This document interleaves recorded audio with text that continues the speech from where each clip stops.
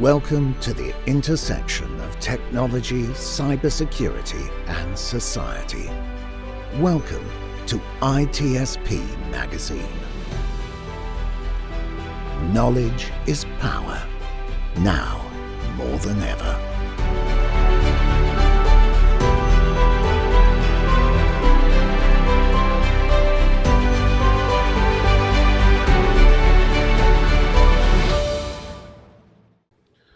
All right, everybody. Good morning, good evening, or good everything. I hope you're having a good day or night, wherever you are. With the internet, you never know. I mean, we're recording this stuff, and it's always happy hour somewhere, isn't it?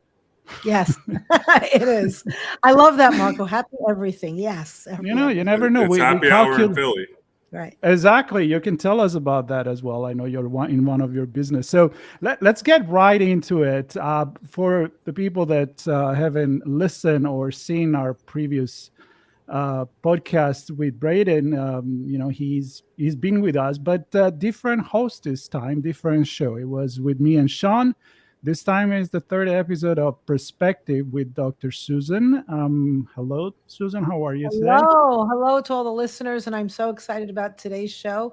And welcome, Braeden. Braeden Anderson is with us, and this is going to be a lot of fun. I think we're going to get a little bit deep, which I'm all about, as you know, and we'll see where it goes. I think there's, a lot that could be discussed here, and I'm really excited about this topic. So, and to have you on, Braeden, because there's lots of different topics with you as a guest. So, could you also, for those that don't know you, please just introduce yourself and a little bit about your own background? Yeah, for sure. Thank you so much, Marco and Dr. Susan, for having me on, and for the support of ITSPmagazine. As you mentioned, I do host my own show, the Braeden Anderson Show. So I'm an attorney. I practice securities and regulatory law, represent big companies and banks in connection with government investigations. And I'm also an author, and I wrote a book called Black Resilience, the blueprint for Black triumph in the face of racism. And I lead the Black Resilience movement, which is a movement that is designed to change the narrative surrounding how we are going to solve this problem of racism and solve it in a different way. So instead of just talking about racism, we're going to do something about it, right? It's about action. It's about celebrating Black success and focusing on Black empowerment and Black resilience as the core, and putting the power back in Black communities and back in the Black individual, right? As opposed to a lot of the systems and narratives that focus on putting the focus and the blame and the responsibility on the white community. That is not empowering to Black communities or Black people. It's defeating, and it contributes to learned helplessness. And I know that, Dr. Susan, that's going to be something that we'll spend some time talking about and getting deep into. Well, I love it. Great. That was a great introduction. And also, just in case people don't know, you also have some success in your past with basketball. You want to just mention a little bit about that? Yeah, so I was fortunate to be a high school All-American, and I thought I was going to go to the NBA, like very many high school basketball stars, and signed with the Kansas Jayhawks, ended up transferring to Fresno State, try to be a big fish in a small pond, follow Paul George's footsteps, and unfortunately broke my neck in a car accident about a month before the season. And, I was able to actually make a full recovery despite having a 0.06% chance of doing so. It changed my perspective. It made me realize how fleeting it really is in the grand scheme of things, that the ball can stop bouncing at any moment. And I really need to look at the things that I have right now and focus on the variables that are within my control that I can leverage to ensure success for me and my family. And basketball, while it's been an incredible vehicle for success for me and for so many others, you have to know when to change cars. You need to know when, okay, this has actually opened up other opportunities for me, and it's okay. I'm not betraying basketball, right, by bettering myself and becoming a more well-rounded human. And so I was able to leverage basketball to go to Seton Hall, for law school, actually, and get law school paid for. It became the first men's NCAA Division I player to do that. And then, turn that into a decent legal career thus far, and have leveraged that to, try to make a difference and have a platform with, surrounding Black resilience and also opening up some businesses. So I will resist going and talking a little bit more and questioning you about the accident and how that changed your life. Maybe we'll do that on another show. But I think I want to move the conversation more to your current work. You have a book that's coming out, I think, in April. And I would love to take the opportunity to ask you some questions about that, because it's really not just about the book, but it's really about a movement. And you've also started a nonprofit. It's really about this whole way of thinking. And I want to go down that route because I think it's so important. And a couple of things that you said, both before we were recording and now, it's about empowering folk. I have a background also in positive psychology. So I'm always around focusing on the positive. I mentioned previously, I've done some social work, which has that more of, historically, unfortunately, even though it was somewhat empowering, it did sometime. And I saw sometimes how the system actually perpetuated people to stay within a certain level as opposed to empowering them. So I'm really curious. Can you first, for our listeners, just talk a little bit about what you mean? Let's start at the very basics. So when you talk about, Black empowerment and resilience and how you want to really empower people to make the changes within the community, talk a little bit about that specifically, what you mean by that. Yeah, I think the best thing to open with is thinking about Black Lives Matter, thinking about diversity and inclusion initiatives, thinking about what we've done over the last 20 years, right? There are a lot of folks who think maybe that's working, right? But if you look at Pew Research polls from just last year, almost 70% of Black Americans said it had no impact whatsoever on their life in a positive way, which is glaring. And I'm surprised it was even that high, to be frank with you, because the focus on awareness, right? Because that's what that is. You have to understand what the goal is of different initiatives. And Black Lives Matter was about awareness. Let's make people more aware of racism, how it affects people, how Black people are being persecuted, how they're being wronged, how Black people are in pain and are victims. And that is important, right? That is something that is a goal. It can be helpful, but we have to think about how long we're belaboring one narrative and what the consequences are. The consequences are grave to the Black community, right? Because the awareness campaign is not about Black people.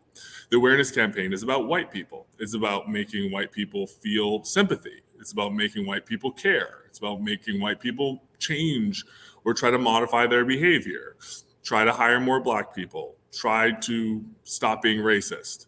But this is not creating a powerful spirit in the Black community, because this is painting Black people as victims. And people tend to internalize victimhood the more the narrative is spread and belabored over time. And so when you have a generation of people in the Black community that are growing up with this narrative, and they've seen nothing else, it's been 20 years, right? And so you've seen nothing else but a narrative of Black people are being wronged, we're being shot down in the streets, we're not getting the jobs that we deserve, we're being systemically disenfranchised at every single level. How is that supposed to inspire that young person to break those shackles, to succeed anyway, right? We need to focus on the examples of the individuals who are somehow, some way, achieving anyway. Despite it, in spite of it, however the narrative goes, there are individuals who are exceptional, as many would say, and some of my critics would point out, but that's really important. If there are individuals who are exceptions, right, they are the exception to the rule, they are somehow navigating this system of racism to be massively successful, do we not all need to take notes? Do we all not need to really pay close attention? Do we all not need to make movies about these people, tell their story again and again, make that front page news, make that something that we regurgitate over and over, right? And have the world consume? We need to tell Black success stories, not only to empower the next generation and the current generations of people who are trying to be successful now, but also to help change the narrative among white people and of all races about what it means to be Black. I found it very unhelpful when certain of my white colleagues and peers would see me as a charity case, as, wow, it must be so hard to be you. It must be so difficult to be a victim. It must be so hard. You really need help, don't you? We live in a capitalistic world, and America is number one. We're number one for a variety of different reasons, but we value strength. And at the end of the day, in this country, we're trying to be strong. We're trying to defeat other nations. We're trying to raise our GDP. We're trying to be successful and grow and improve our economy every day. And we're programmed, whether conscious or not, we all seek strength. We seek strength in our teams and in our companies. When we're trying to build our organizations, we want to hire strong people. Even if it may be a great thing to hire a victim because you're making a difference, at the end of the day, that's never going to win out. That's never going to become the dominant view. And so I want to lead a movement that inspires young Black people and old Black people and everyone in between to aspire for greatness and focus on the stories that matter. Focus on the success stories and figure out how to navigate these unfortunate circumstances that we all may or may not be in, depending on our upbringing and socioeconomic status and the like.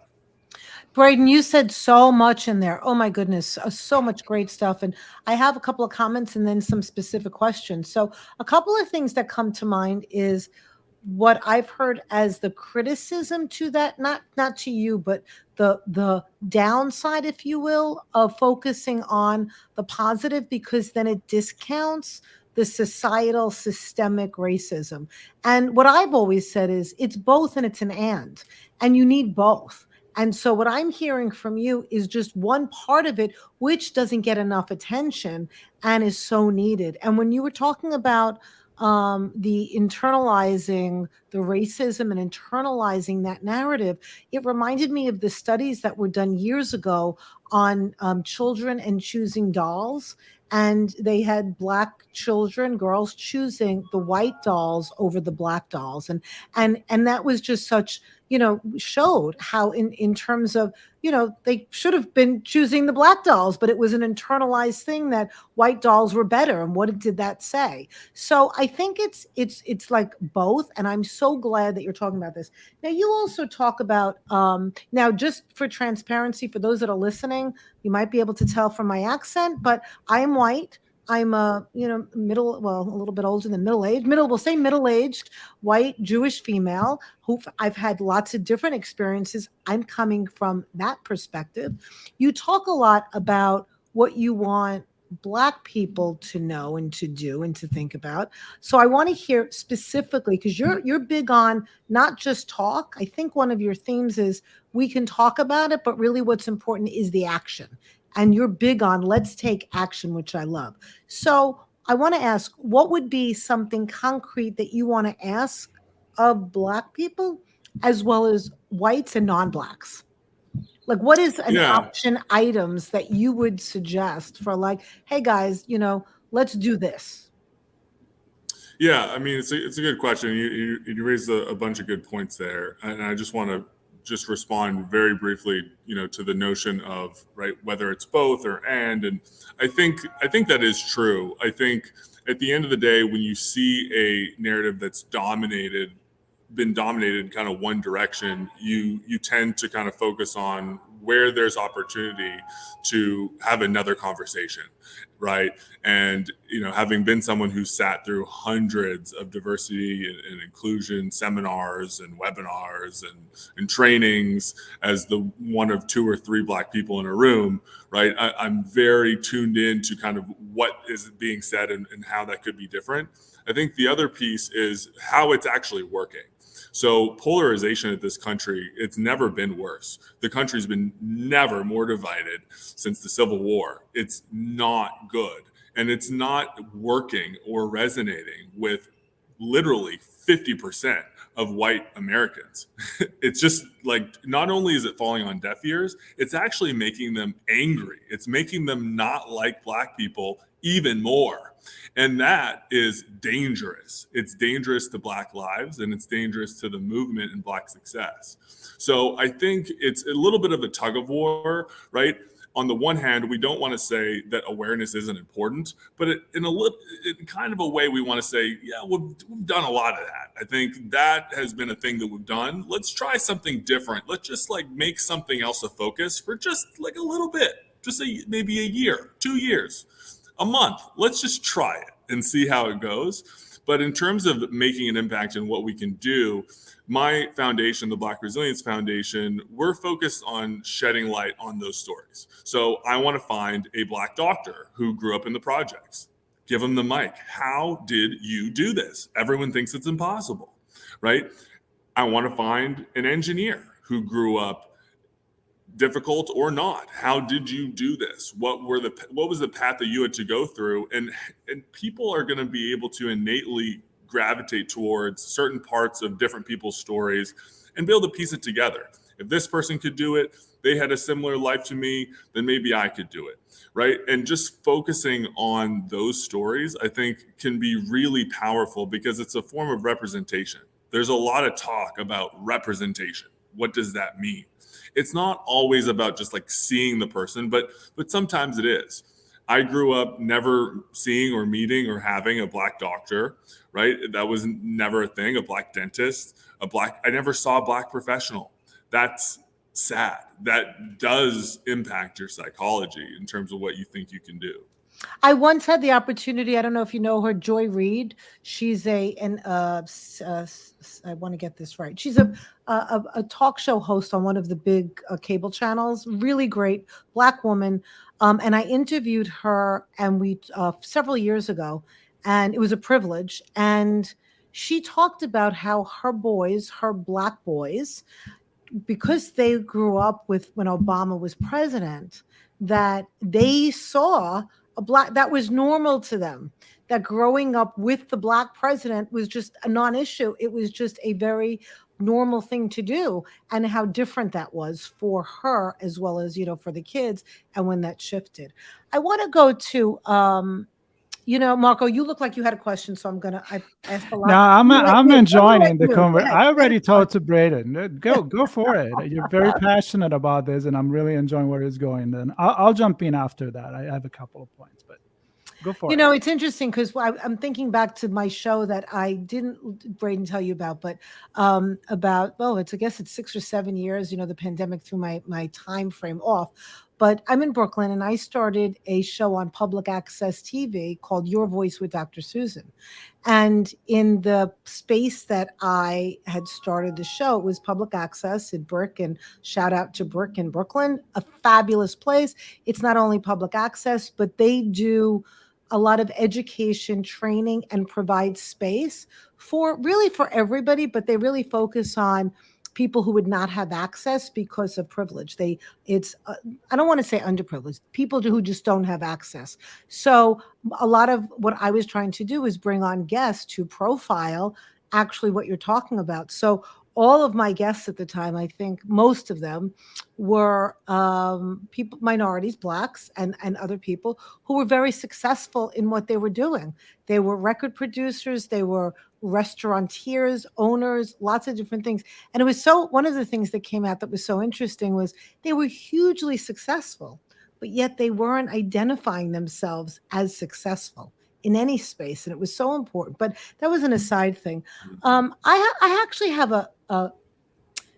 this whole thing, when you talk about the last few years and the Black Lives Matter and the results of that, and how there was a lot of non-change that came from that, the concept of white privilege has always, I want to get your thoughts on this, because even though I agree with the concept, personally, I've always thought that it was a disservice to kind of use that phrase for people, for white people who are racist, because the word privilege means that you have something that you shouldn't have. It gets kind of misdefined as that. And instead of saying like there is inequality or people should have access to what you have, as opposed to this notion of taking it away, I was curious about your opinion on that, because it's something that I've struggled with in terms of that kind of the languaging, because the language matters sometimes. It's tough. I It's mean, complicated. first of all, I think white privilege is real. It is a concept that is real and rooted in fact. However, when it is used as a weapon, it is very divisive and it doesn't work. So Right. if you're using white privilege as a sword to attack people, if you're using that phrase and that concept and that term to attack white people, that is not going to be effective. We have to use tact. Tact always wins. It's always the more appropriate method of going about progress and change. We're not in that time. We're not in that place in history where we're actually going to fight, right? And so when you're actually when you're trying to work through the dynamic of making a difference and trying to make a movement work, you need support. You need support from both sides of the aisle, both and all races that make up America. And it's really about this concept of one country and one community. That has not been focused on. It's not been a priority. It's not been a message that many have really paid attention to. And I think there's a lot of reasons for that. One of them being that it doesn't make money. I mean, that's not so, like, I don't want to be a conspiracy theorist here, but like, listen, the media is about their business. And I can't even really fault them, because at the end of the day, we're all just trying to be excellent in our own business, right? And the business of media and marketing and attention thrives on divisiveness. It does. It's what sells. It's what drives ratings. And so we all have to kind of big picture zoom out and see that that's kind of what's happening. But as people, as human beings, as individuals, we do have a choice to kind of really think through what we're supporting and what we're consuming and digesting, and think about whether that's right, because we do have the power to change what sells, right? That's what's been effective marketing, and it's what's been effective in driving attention. But I think if we can all just kind of take in what's happened over the last 5 years in particular, we can see that this has driven a wedge between our communities and made things even worse. And at the end of the day, Black resilience, the reason why I think it's so important and so powerful is it doesn't attack anybody. I'm not attacking white people. I think it's important that white people that pull up a chair and read the book and want to understand what I'm talking about here, that they understand the role that whites and white people and the white community in the history of this country play in terms of making Black lives a little bit harder, in terms of just understanding that Black people have it more difficult, right? And that there are privileges that white people have that Black people don't have. And listen, it's not that that's okay, but it's important to acknowledge that. And I think in terms of tact, I specifically believe that it is a better way for white people to digest white privilege in the following way. When I was in college, I handed in a paper, my paper, and it was an A paper. The guy gave me an F, all right? And it was shocking. It was freshman year. I was shocked by it. It was second semester. I had all A's the first semester. And so I was like, what the heck is going on here? an F, like really, right? It's like, I would have been angry with a B, honestly. And he said, you didn't write this paper. You didn't write it. Like, just get out of my face. Be lucky I don't get you expelled, right? And I didn't handle the situation well. I essentially was like, you're wrong about me. Look me up in 20 years, asshole, right? And I stormed out, and I kind of thought more and more about that, and like, how could I dealt with that situation in a better way? But it hurt my ego, and I knew that this person, like, he was not going to be convinced, right? And it would have been a huge mess to go through the administration, and like, I still think back and like how I could have dealt with that after the fact better. But what I started doing moving forward was essentially giving like a pitch to each professor. And I would introduce myself at the very beginning of each semester and say, hey, my name's Braeden. I just want to let you know that I'm on the basketball team, and I don't know what experience you've had in the past with student athletes, but I just want to let you know that I really care about your class. I chose it because of X, Y, and Z. I want to become an attorney, and I take my academics super seriously. I have a really good GPA and blah, blah, blah. And like, just try to get them to see me in a conversation where they could understand who I am without making a mistake in terms of judgment, right? Because that's all that bias really is.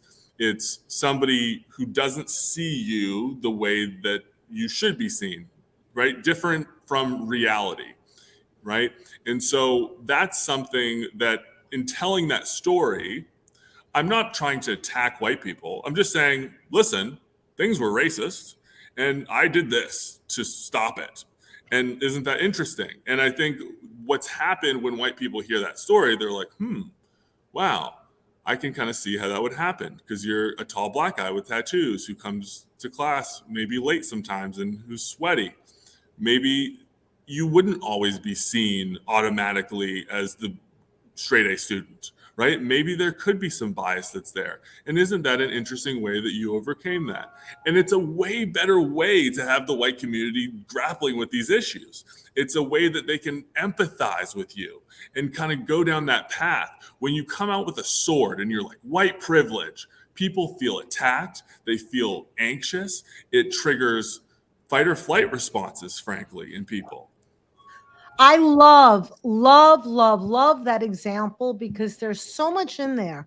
You had every right to be upset. As you said, maybe you didn't handle it as well initially. You reacted, but instead of just saying F this, and you took it into your own hands, and you didn't say, you got angry about it and you have a right to, but you said, okay, how can I change it for myself? You didn't say, how can I go out and change in that moment? You weren't worried about, you were, but you didn't. You just said, okay, what can I do that's in my control right now over this in my education? And I think sometimes people get stuck with, I can't change the world, therefore they become paralyzed. And so what I love about this example is that you took, again, what was in you're not saying that the world is great, that this should have happened to you. You didn't just go, drop out of school like I've seen people do. I also teach community college, and I teach a lot of students from lots of different places. And yeah, I don't have that, but I can see how professors do have that and how that would happen. And I have to ask, have you invited that professor onto your show, or have you had because as you're describing him, I'm thinking you need to have him on your show or something, on your own podcast, to have a follow-up discussion. Do you though? I don't know, because maybe he learned a lot and can come on and say things, I don't know about that. I think he I'm sure we'll see his name he's named in the book. Right. I didn't pull any punches. I've used his name in podcasts and speaking events before. And I think that's just the kind of the natural consequence of having something like that happen. It's unfortunate. But maybe he'll learn, you know what? But I think it's a good thing because hopefully if he's listening to this, he can come forward. And I think that would do a lot for society if he goes, because people don't know what they don't know. And that's one of the things. Well, let's talk about that because I don't know. I'm with Braeden here. I wouldn't want to have that. I would be shocked. I would be so happy to have him on my show. I would be so happy. I would be shocked given wait a second. So let's change the arrogance narrative of most college professors. But let's change the narrative then, right? Because what's happening now is that you and Marco are showing your bias. You think that people can't change. No, I'm not. Oh, okay. Because I'm not saying he shouldn't, but I think there are other ways. All right, so I'll have him on our show, and then we'll have them both together. Okay. We'll have them together, okay? Because I think that it's like people. Yeah, he totally was 1,000% wrong. Like, there's no way. But maybe he could learn from that because. But let me make a point here. Let me open this conversation a little bit more to the fact that we need here. We're finding way, and they're all incredibly effective. But the ultimate goal is a shift. Is the cultural shift, and there is so much. I mean, I just did a podcast about bias in artificial intelligence and algorithms. So I feel like every time we have this conversation, the result, it's never the technology's fault. People love to think that, but it's because it's so intrinsic in layer and layer and generation in our society. We need to make a lot of noise, but we need to also understand that sometimes it's deeper. That's what it is, right? So my question here, I have two actually. One is, when you were writing this book, who do you have in mind as your audience? Meaning, is it a book that white people and everybody should read? Because I feel like that should be the answer. I'm pretty sure it is. And if being on one side or the other, which ideally there wouldn't be any side in the future, is there a lesson there for both, that it's constructive for both? Are there like some role models example? And because you can't just do it on one side, it has to happen together. I don't know how, but so the book is written to a Black audience, and I did that very purposely. I found it fascinating in doing my research for the book that the majority of books written on race were written by white authors. I found that fascinating. And they not only were written by white authors, but they were written to white audiences. And I just found this baffling. And then I looked, and then the next biggest section was Black authors, again, writing to white audiences. And I found it fascinating. I found it wrong, and that it should be such the dominant group. And so I thought it was really important that, especially in light of the movement and the message of empowerment, that this conversation be directly to a Black individual, to the Black community, because we are actually in power. We have power. You have power. I have power. We have power. You can make an impact. And it's essentially based on the premise that I hope the world changes. I hope it does. I hope that racism is eviscerated from the planet. However, I'm not going to bet my life on that, and neither should you.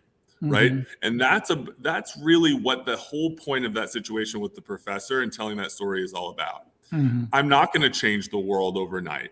And if I were to even think about doing that, I would spiral into depression.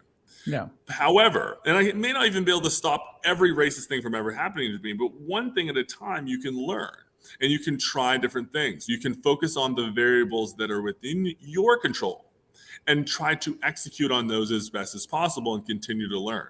Had it not worked when I tried to explain myself and build empathy with my professors, then I would have tried something else. Luckily that worked, and I was able to move on to the next problem, right? There's lots of different ways that racism impacts us, and you have to have a strategy and a solution to navigate each one. And that's unfortunate. And I think that's a big piece where, again, where there is criticism, it's very difficult to criticize the movement in terms of whether it's going to work, because it does. It, of course, is going to work, but people don't like the idea that that's their responsibility. That's not, and that is tough. That is a very difficult thing to swallow, that my own personal success is actually my responsibility, even though there are variables that are outside of my control, even though my environment is in many ways slanted against me, even though it's not fair, even though the world is not equal and that people are not equal in this current world and environment that we're in.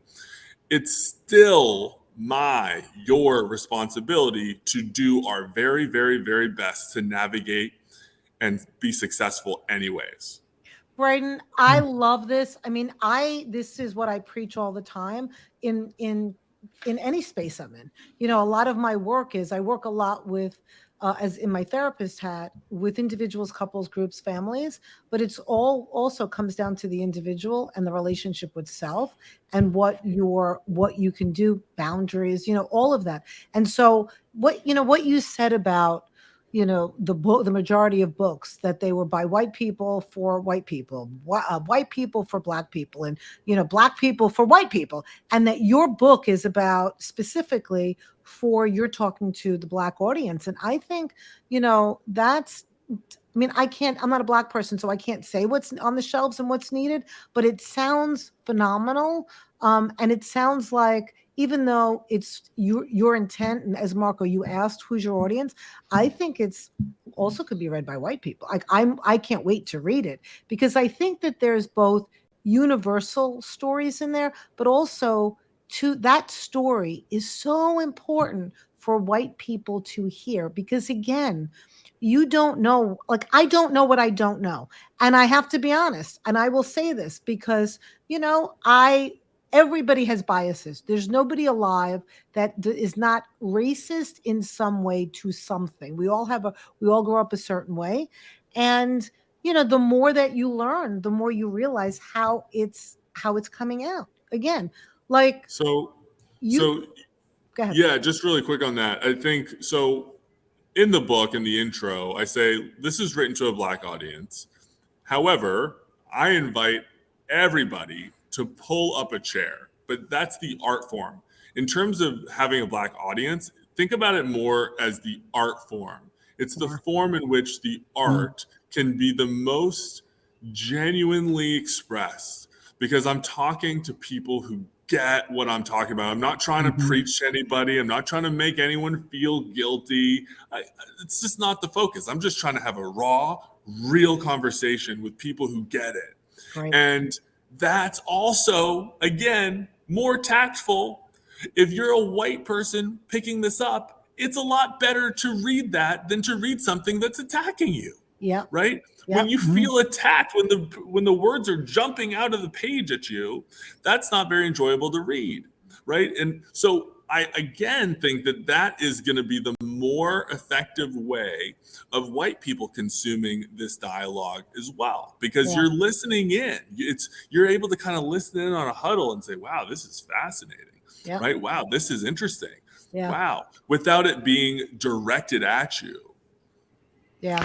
Braeden, can I ask you something? Because I always discuss, you know, things about diversity, you know, in all the form. And right now we're talking about, you know, one specific, but there is always the role model, right? So there is the role model that is either a book for a young girl that wants to become an astronaut and it inspires her to go against adversity. There is the successful Black people, there is the neurodiverse success, and so forth, LGBTQ. I mean, everybody is fighting in their own battle. But I'm connecting with what you said about having this role model, but again, putting this role model as the one damn exception instead of this is what it should be, so that the kid looking at the president, as you say, you know, Obama thinks it's normal. It should damn be normal to have a Black president or any kind of president.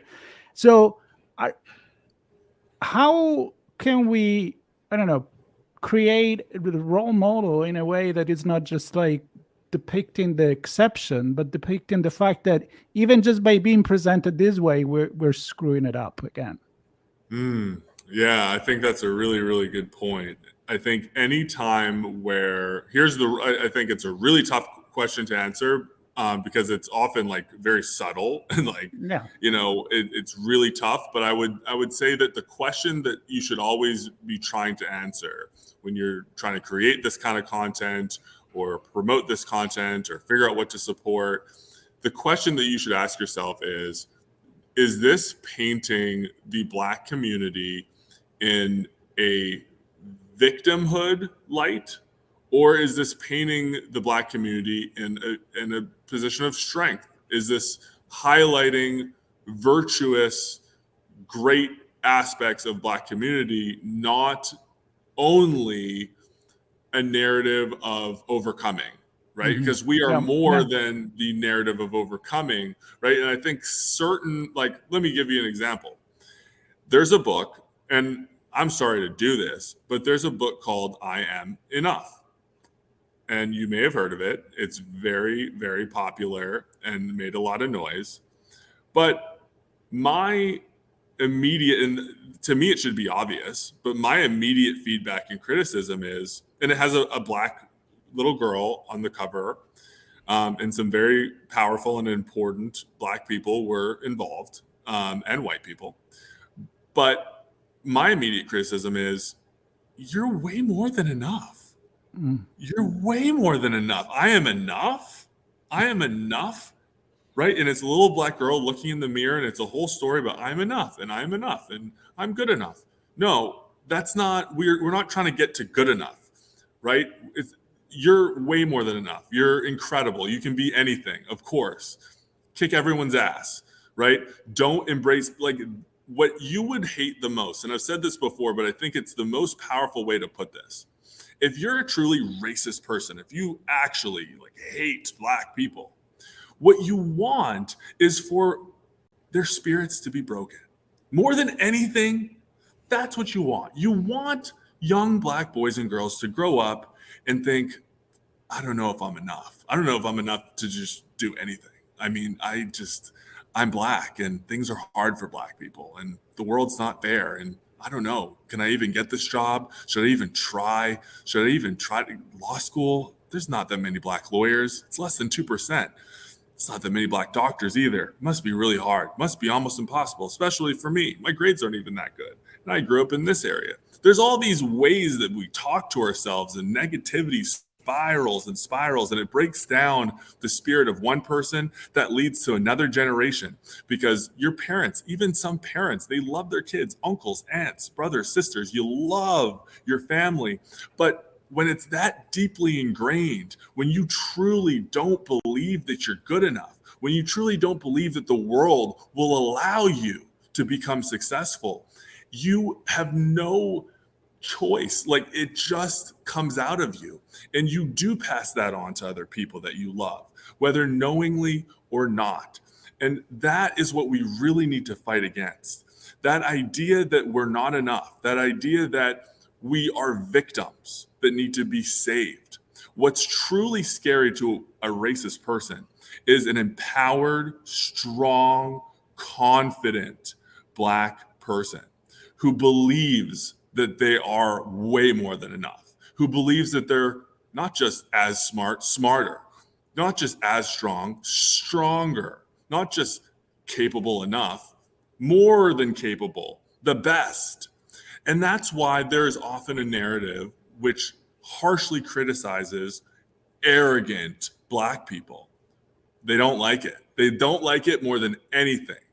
Black athletes who showboat, who are overly confident about their abilities. We hate it. Not we, meaning a lot of society, and not even just society that's painted as racist. Mainstream society really hates it. And I think that that's really interesting, because what are they doing? When they're not hurting anybody else, they're just showboating and being excited about a big play. Why do people detest that so much. And I think it comes down to this innate just feeling of uncomfort about a Black person who's supposed to be in a certain place in life, who is making millions and millions and millions of dollars, and who is so much better than the other person and the other team on that play, that they have this ability to showboat. And I say, let them showboat. Enjoy it, right? It's, yeah. I want to add in and I'm big on the ands, and another perspective, and get your take on this, because what comes to mind when you're saying that about truly racist people and how they don't want Black people to succeed, what comes to my mind is not the succeeding as much as the takeover that it comes from. For some, again, it's not an all or nothing, but that there is a group where it's the fear of and the narrative that that other group, whether it's Black, whether it's whatever that other is, but in this case, let's talk about it as Black, that they're going to lose. They're going to be things taken away from them if another group succeeds. And I think that historically that's been the narrative. And so they're experiencing the racist, right? Like those, that they're experiencing that as a possible threat. Because one of the things that I have often heard is that when you within white racist people, that when you have a Black doctor, a Black very successful person, they go, oh, but I'm not talking about them. I don't know, Braeden, if you've ever heard it, but I've heard that from white people. When I've gotten into, as a white person, getting into conversations with white racists, and I'll say something, or we'll point out a person, and they'll go, oh, I don't mean them. So in that, it's like again, it's not an all or nothing here. I think there are some that embrace that, but there's two things. One, it's some people welcome that. And so I agree about not profiling is the wrong word here, but stressing and showing and really concentrating on the strengths and the positives. But I don't know. I'm questioning if everybody's always threatened just by Black success, or if it comes from the fear that they're going to be replaced and lose something from it. What do you think about that? I think the unfortunate reality is that so long as anyone has that mentality that someone else who's a different color skin than you succeeding and even taking over, meaning what, right? It's like meaning having a larger percentage than they did before. It is going to happen at the white expense. So the reality is that if you are counting score in that way, then that is correct, because the majority of the legal profession, for example, is white in this country. It's less than 2% in big law Black. And if Black people are to continue to rise and take percentage share, it's going to come at the expense, in part at least, of white attorneys. And that is, I think, at the end of the day, part of the problem of the question is almost the problem, because the goal should be the most talented lawyers that America has to offer. Yes, I agree. And it really, it's like, it doesn't, like, whether they're white or Black or male or female or Asian or Jewish, or doesn't matter, right? And I think once we start to think that way, where it doesn't matter what color skin you have, we're all just human beings, right? I think that's just like part of the disease that I think that we're trying to work through in this country, is the fact that it just doesn't really matter. We don't have to constantly keep score and categorize ourselves by the color of our skin. I think my book focuses on Black people because so much pain and so many issues are focused there right now. But I really hope that in the future, I can write about other things. I saw a problem that needed to be solved. And so that's why I wrote on the topic. but I can't wait to write about other things and try to solve other problems. Well, I'd love to get your opinion on affirmative action, but that's for a whole nother show because we can really talk about that. I'm noticing the time, and I just want to ask, before we go. So, what would be again one of the action items you said was to really highlight positive things, strength-based profiles of people, of Black people? What are some of the action items that are in your book that maybe you can recommend for really any of our audience members? So, I first have to say, and this, I assure you, is not a plug, but you have to buy the book Oh, I'm because gonna, yeah, there's absolutely. so much that we can try to talk about in 20 minutes and 40 minutes, but I needed a whole book to say it. And I think that can be the most effective ways of sharing information, sharing ideas, big ideas, not just like a sentence or a couple sentences, but like a whole movement. I really think that the dissemination of the book and the movement of Black resilience is going to be dependent on that. And so that I would say that first. I think the other piece is just think about in any way, shape, or form in your life that you can highlight the success of a person of color, that you can really just focus on highlighting, adding value, sponsoring, mentoring. Just when you find anyone not undeserving, people deserving, find a Black person in your life that you come across, a Black business, a Black employee, a Black manager, a Black supervisor. They could be above you. Praise them, right? Tell their boss how much you enjoy working with them and how much you've developed under their tutelage. Think about any ways that you can add value to Black people in the Black community and just highlight those successes. And just for now, let's just take the foot off the gas on the dissemination of pain narratives. Well, Braeden, I look forward to reading the book. And I would love to have you back on after Marco and I read the book, because I think there'll be a lot more questions. And this is such important work. And, there's so much that you said that really we could just talk about for hours. But I want to really I've learned about you, and I think you're doing amazing things. So I want to say thank you. I want to say to you what you just said, you're a Black man. I want to praise you. I think what you're doing is absolutely incredible and on so many levels. And so I'm so impressed by you.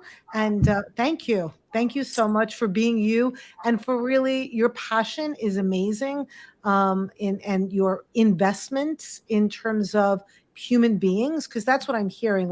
You want to make this world a better place. And what you're doing is you're saying, what can I do to do that? The example that you did in college, it sounds like you're just doing that continuously in your life. So I just want to thank you. And it's been a real privilege for me to be in conversation with you. Thank you so much. I really appreciate those warm words. Thank you. I'm going to add to that because, we spoke before and we didn't even hang up the communication, or there was off the record. And so then I was like, you should have a show because it's about the book, but it's all about all the other passion and conversation you can have. And I want to finish this exactly with that. You're very busy, but you already started the show. So I want to invite actually people to listen to that one first episode you have with the hip hop legend Brother Ali. I listened to it. You are expanding the conversation even before the book came out, because it hasn't come out yet. And you are using the platform and the show to expand, because if a podcast is not enough, 2 is not enough, a book is not enough. It's a big conversation, and I'm honored that you're sharing this with us. So, and Braeden, just give a shout out in terms of where can people find your book? Thank you so much, Marco. So it's available pretty much everywhere that you can buy books for pre-order right now. Amazon, Barnes & Noble, Books A Million. There's a link at my website at blackresiliencebook.com. And there's also information about the foundation there, how you can give, how you can support us, and kind of keep up to date with what we're doing. And we will have all those links in the note, either on the video on YouTube, on our channel, or even on the Perspective podcast on the Simplecast. So whatever you're listening or watching right now, do something good. Check out and get in touch with Braeden. He's right here. Maybe you can be a guest on the show if you really want to, bring on the conversation. Absolutely. Looking for guests. I have no doubt that a lot of people will come and have this conversation with you. Braeden, thank you so much. Susan, thank you so much. Thank you, Marco. This is the place, again, Perspectives. As you can hear, we're having, hard conversations sometimes that need to happen. Right? We're this podcast. Hopefully we will continue to provide spaces where we can have those real and important conversations for all these different issues that really affect us all. So thank you to all of our listeners and viewers. And again, to Braeden for today's discussion. And we wish you all the best. Have a great day, night, wherever you're listening. Good health. And thank you all. We hope you enjoyed this conversation. If you learned something new and this story made you think, then share ITSP Magazine with your friends, family, and colleagues. If you represent a company and wish to associate your brand with our conversations, sponsor one or more of our columns. We hope you will come back for more stories and follow us on our journey. You can always find us at the intersection of technology, cybersecurity, and society.